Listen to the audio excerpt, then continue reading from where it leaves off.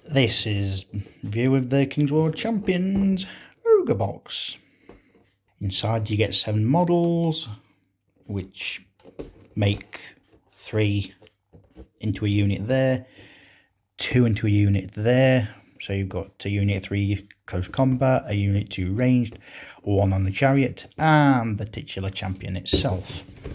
It makes the champion, which isn't shown on the back, which is the same as all the champion boxes, the bruisers, which are pretty good in close combat, the twins, which are pretty decent at range, even though it's a bit short, and the chariot, which is pretty good at close combat, and it really hits hard. Inside you find instructions. This is how you make the bruisers. This is how you make the chariot. It doesn't show you how to put the ogre on chariot together because it's basically just like the ogre on foot. Also tells you how to make the ogre boomers, as they're called. I know they're not called it in this, but that's what they are. And it shows you how to make the champion. Also comes with the stat cards and the faction orders. These are all about making it easier to hurt the enemy, move better, and really just get up in the enemy's face. The champion is all about making the other ogres get up in the enemy's face and really hurt them.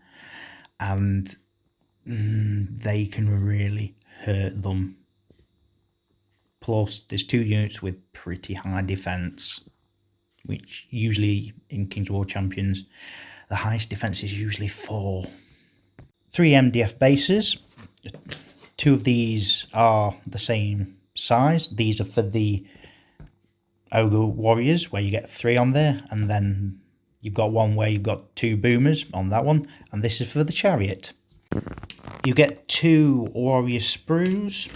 Now, this is the reason why the boomers only come in a model count of 2, is because 3 warriors are the bruisers, 2 are the boomers, and then there's 1 on the chariot. You do get extra arms and whatnot, but any that look like 2-hand weapons you ignore. So any that's like this, or where's another one? Like that, you ignore. Any that's one-handed, you put together, and any that's got a blunderbuss like this one, you put together. The shields have like little dimples in them for the most part, so if you look for the hands, the arms that have got little divots in them, that's what you use for the shield arms, effectively. You could use these arms for the shields, but doing that means you have to do a bit of cutting down and whatnot, and if you're not sure about it, don't do that. You also get a bag of bits for the chariot. This includes bits to make the goblin mincer, so it's just to watch out there. Of course, if you know what you're doing, you could put the mince bits on the chariot as well and make it an uber looking chariot. Just a thought. And then you get bits to make the champion. Now it's on the 50mm base, which does seem quite big, but if you use it in King's War normally, you could use it as a larger size hero. Just say it's on a bigger size base, and for ogres it's not really that much of an issue. It's not a crocodile as I actually thought it was. It's actually a full-blown crocodile. Just see on the detail.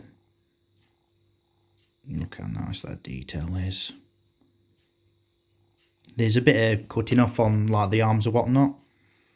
Like this bit I think needs cutting off, and this bit on the bottom needs cutting off.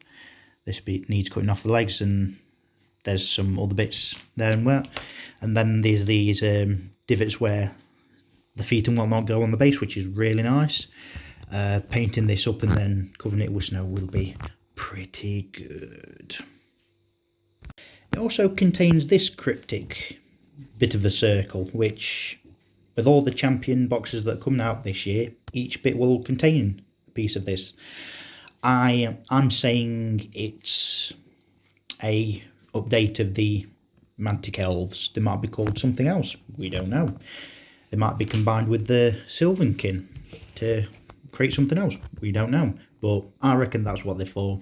If anyone else has got any that want to put together with this one, I'd like to know, but I think it's for the elves. Here's what the chariot looks like, painted up and built. I've had a bit of artistic license by adding a bit of curtain rope to make it look like his pulley, and made him have a two-ended weapon, which you can do if you use two weapons from the sprues. Here's the twins or boomers. Again, a bit of artistic license by adding a 3D printed barrel with some ammunition, but you don't have to do that if you don't want. You could just have the two ogres stuck down onto the tray if you wanted. Here's the three bruisers. Again, a little bit of artistic license because the helmet is from the Basilian Palace Guard ogres, but you could just use a normal ogre head, and this is what they look like. And the ogre champion with a pet crocodile, which I would argue is actually a fully grown crocodile. What I recommend is gluing all parts of the crocodile together, the legs, the lower jaw to the body, and then gluing this arm onto the body. Then paint everything else, including the base, separate.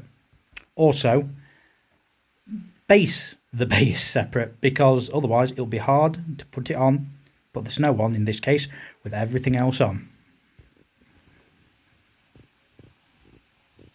So that's the Ogre Champions box. Now you'll notice that I've put them on individual bases.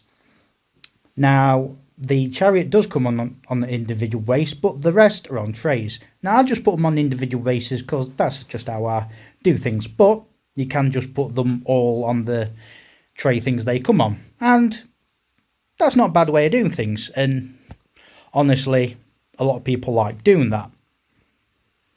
So this is what's in the Ogre Champions box, and what it looks like when it's painted up.